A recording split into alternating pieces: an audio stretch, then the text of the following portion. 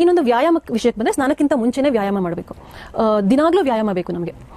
ನಾವೇನಂದ್ಕೋತೀವಿ, ನಾನು ಮನೆ ಕೆಲಸ ಮಾಡ್ತೀನಿ. ತುಂಬ ಜನ ನನ್ನ ಹತ್ರ ಹೇಳುವಂಥದ್ದು ಪೇಷಂಟ್ಸ್, ಎಸ್ಪೆಷಲಿ ಹೆಣ್ಮಕ್ಳು, ನಾನು ಮನೆ ಕೆಲಸ ಎಲ್ಲ ಮಾಡ್ತೀನಿ, ನನಗೆ ಯಾಕೆ ವ್ಯಾಯಾಮ ಬೇಕು ಅಂತ.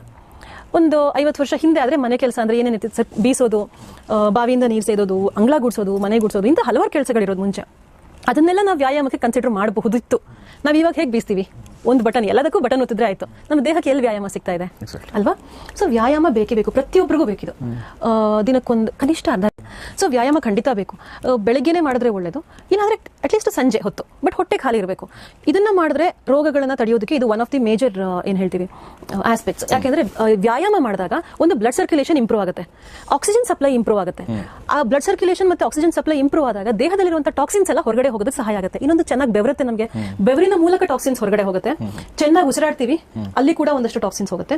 ಜೊತೆಗೆ ಇನ್ನು ನಮ್ಮಲ್ಲಿ ಬ್ಲಡ್ ಸರ್ಕ್ಯುಲೇಷನ್ ಚೆನ್ನಾಗಾದಾಗ ಬ್ಲಡ್ಡಿನ ಮೂಲಕ, ಅಂದ್ರೆ ನಮ್ಮ ಲಿವರ್ ಫಿಲ್ಟರ್ ಮಾಡುತ್ತೆ, ಕಿಡ್ನಿ ಫಿಲ್ಟರ್ ಮಾಡುತ್ತೆ, ಇದೆರಡು ಭಾಗದಲ್ಲಿ ಬ್ಲಡ್ ಫಿಲ್ಟರ್ ಆಗ್ತಾ ಹೋಗುತ್ತೆ, ಅಲ್ಲಿ ಕೂಡ ಟಾಕ್ಸಿನ್ಸ್ ಹೊರಗಡೆ ಹೋಗುತ್ತೆ. ವ್ಯಾಯಾಮ ಮಾಡಿದಾಗ ಬ್ಲಡ್ ಸರ್ಕ್ಯುಲೇಷನ್ ಚೆನ್ನಾಗೋದ್ರಿಂದ ಅದೊಂದಾಗುತ್ತೆ. ಇನ್ನೊಂದು ಮಸಲ್ಸಿಗೆಲ್ಲ ಶಕ್ತಿ ಬರುತ್ತೆ, ಮಸಲ್ಸಿಗೆ ಮತ್ತೆ ಮೂಳೆಗಳಿಗೆ, ವೆರಿ ಇಂಪಾರ್ಟೆಂಟ್. ಇನ್ನೊಂದು ಬ್ಲಡ್ ಪ್ರೊಡಕ್ಷನ್ ಇಂಪ್ರೂವ್ ಮಾಡುತ್ತೆ. ನಮ್ಮ ಬೋನ್ ಮ್ಯಾರೋದಲ್ಲಿ ಬ್ಲಡ್ ಪ್ರೊಡಕ್ಷನ್ ಆಗುವಂಥದ್ದು RBC, ರೆಡ್ ಬ್ಲಡ್ ಕಾರ್ಪಸಲ್ಸ್ ಅಂತ, ಕೆಂಪು ರಕ್ತ ಕಣ, ಅದು ಚೆನ್ನಾಗಿ ಪ್ರೊಡ್ಯೂಸ್ ಆಗುತ್ತೆ. ಬ್ಲಡ್ ಸೆಲ್ಸ್ ನಮಗೆ ತುಂಬಾ ಮುಖ್ಯ ಎಲ್ಲದಕ್ಕೂ. ಅದೇ ಇಡೀ ದೇಹದಲ್ಲಿ ಸರ್ಕ್ಯುಲೇಟ್ ಆಗಿ ಆಹಾರವನ್ನು ತಗೊಂಡು ಹೋಗೋದು ಅದೇ, ಟಾಕ್ಸಿನ್ ಅನ್ನ ನಮ್ಮ ರಕ್ತವೇ ಮಾಡುವಂಥದ್ದು, ರಕ್ತದ ಕ್ವಾಲಿಟಿ ಇಂಪ್ರೂವ್ ಆಗುತ್ತೆ. ಇನ್ನೊಂದು ಸ್ಟ್ರೆಸ್ ಕಡಿಮೆ ಆಗುತ್ತೆ ವ್ಯಾಯಾಮ ಮಾಡಿದ್ರೆ. ಕಾರ್ಟಿಸಾಲ್ ಲೆವೆಲ್ ಏನಿದೆ ಅದು ಕಡಿಮೆ ಆಗುತ್ತೆ ದಿನ ವ್ಯಾಯಾಮ ಮಾಡೋದ್ರಿಂದ.